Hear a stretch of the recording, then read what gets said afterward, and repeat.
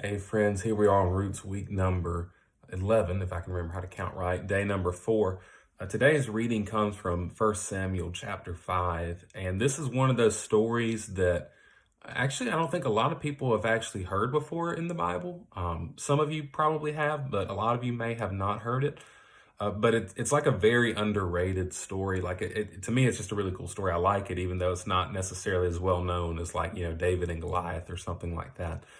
But just to sort of give the backdrop, the people of Israel they're in the promised land at this point. They're living in the land of Canaan. That's the promised land. And there's these people that live next door called the Philistines, and they're just kind of at each other's throats, fighting constantly. You remember that God said, don't make any idols, don't make any images, and worship those images. Don't do that. But there was this thing that they were to build called the Ark of the Covenant. Now, an ark is just a box. It's not an image of God. That's not what it's there to do. It's not supposed to be worshipped. Instead, it's a symbol of God's promise to the people, sort of, it's almost like the contract, like a memorial to the covenant, the relationship that God began with his people. It's a very holy object. It is sort of seen as like the mercy seat sometimes is what it's called. So it is a very special object, but it's not an image of God by any stretch of the imagination. So, but what you would see though is that Israel kind of treated it like an idol, even though it wasn't one. That's the way that they treated it. They really started acting like the nations around them, because what the nations around them would do is when they would go out to war, like war was something where it was my God against your God, and we're gonna see whose God is the strongest. My God, if I believe my God's the strongest, I'm gonna go to war because he's gonna give me victory over you, and I'm gonna take your stuff. That's how war worked back then. And so, sort of to give people an extra little, boost, and to get the help of the gods. A lot of times, people would take, idols. They would take statues of their gods out with them to battle. Well, Israel wasn't supposed to do that, but guess what? They did. They took the Ark of God, the Ark of the Covenant, out to battle with them. And God was not pleased with the way that they were treating that, because that was not what he set that thing there for.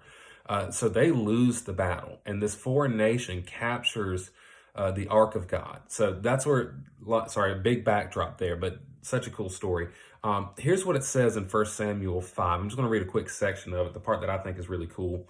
It says in verse 1, after the Philistines had captured the Ark of God, they took it from Ebenezer to Ashdod and brought it to the temple of Dagon and placed it next to his statue. When the people of Ashdod got up the next morning, there was Dagon fallen with his face to the ground before the ark of the Lord. So they took Dagon and returned him to his place. But when they got up early the next morning, there was Dagon fallen with his face to the ground before the ark of the Lord. This time, Dagon's head and both of his hands were broken off and lying on the threshold. Only Dagon's torso remained. That is why still today the priests of Dagon and everyone who enters the temple of Dagon and Ashdod do not step on Dagon's threshold. The Lord's hand was heavy on the people of Ashdod. He terrified the people of Ashdod and its territory and afflicted them with tumors.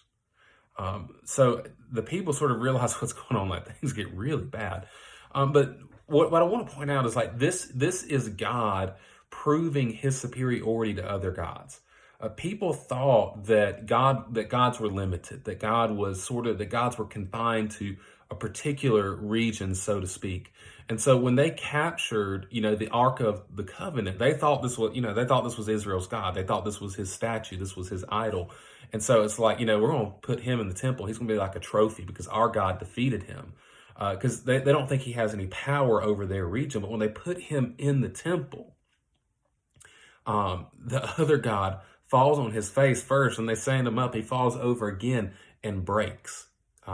This is a story about God making war against other gods and other gods falling before him, because God is not limited. You can't confine him to a particular region. You can't sort of quarantine him off from this part of your life, or think that that's something over there for them, but it's not really important for me. No, God is all powerful. He is all present. He is all knowing. He's everywhere. He's doing everything. God is all over the place. Like, you can't hide from him. And all of these other gods that we try to build, all these other things that we try to worship, they will fall before the one true God. The question is whether or not we're going to wise up and treat God with the respect and honor and the glory that he deserves, or whether we want to keep worshiping the other gods. Something that is cool if you keep reading in the story is that the Philistines actually repent. Like they see what's going on and they actually say, hey, let's not wind up like Pharaoh did in Egypt and harden our hearts. Let's do away with all of this. And give glory to the God of Israel. Whereas Israel, God's people who are supposed to have known better, just continue to just screw up in massive, massive ways. I wonder if that's a lot of us, like God does these things and we ought to learn our lessons sometimes when we screw up and we reap the consequences of it. We ought to learn our lessons and not harden our hearts against God, but repent and turn to him. But a lot of times we don't. We keep on pursuing the things that got us into that mess in the first place. So I want to encourage you, don't do that. Your gods, one way or another, are going to fall before the one true God. The question is whether or not you're going to go down with them.